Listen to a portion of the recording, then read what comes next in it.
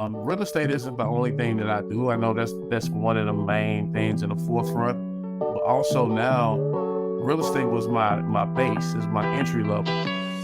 But now I'm also purchasing businesses.